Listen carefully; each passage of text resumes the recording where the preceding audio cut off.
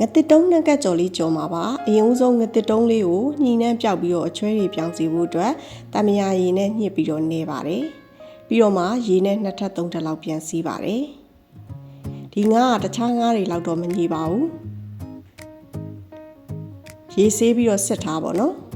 စစ်ထားပြီးပြီဆိုရင်အရသာနေပါမယ်စားရယ်ငါးသားမှုံရယ်စနေနည်းနည်းရထည့်ပြီးတော့နေပါတယ်ပြီးရင်တော့တန်ပူရာမှုန့်တစ်မျိုးမျိုးပေါ့နော်ယူရီးယားမယ်ပဲဖြစ်ဖြစ်ရွှေလိပ်ပြပဲဖြစ်ဖြစ်ပေါ့နော်မုန့်နှစ်ကိုငါးမှာကတ်တီတီပေါ့နော်ထည့်ပြီးပါတယ်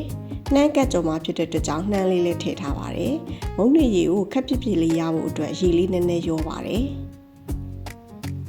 ပိုမွှေးအောင်လို့ငရုတ်ကောင်းမှုန့်နည်းနည်းလေးဖြူထားပါတယ်ဒါဆိုရင်တော့ငါးကြော်ဦးစင်းသင်းဖြစ်နေပြီပေါ့နော်စီကိုပုတ်ပတ်ဆူအောင်တည်ပြီးတော့မှမီးလေလက်ကိုပြန်လျှော့ပြီးတော့ငါးလေးတွေကိုခုလိုမျိုးတစ်ကောင်ချင်းစီထည့်ပေးပါတယ်နှစ်ဖက်လုံးရှိုးအောင်တန်းပြီးတော့ကျွတ်ရလာသည့်အထိကိုကြော်ပေးပါတယ်ဒါမှလေငါးလေးတွေကပူစားကောင်းတာပါခုလိုမျိုးရှိုးအောင်တန်းလာပြီဆိုရင်တော့ရပါပြီငတစ်တုံးနှံကက်ကြော်လေးနဲ့တွဲစားဖို့အတွက်ကိုမကြီးချင်ရည်လေးဖြောပါပါမကြီးသီးကိုအရင်ဆုံးရေစိမ်ပေါ့နော်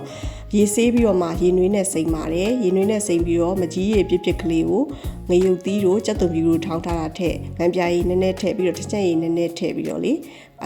နောက်ပြီးတော့နည်းနည်းမင်းလေးညှက်ထည့်ထားတာပါ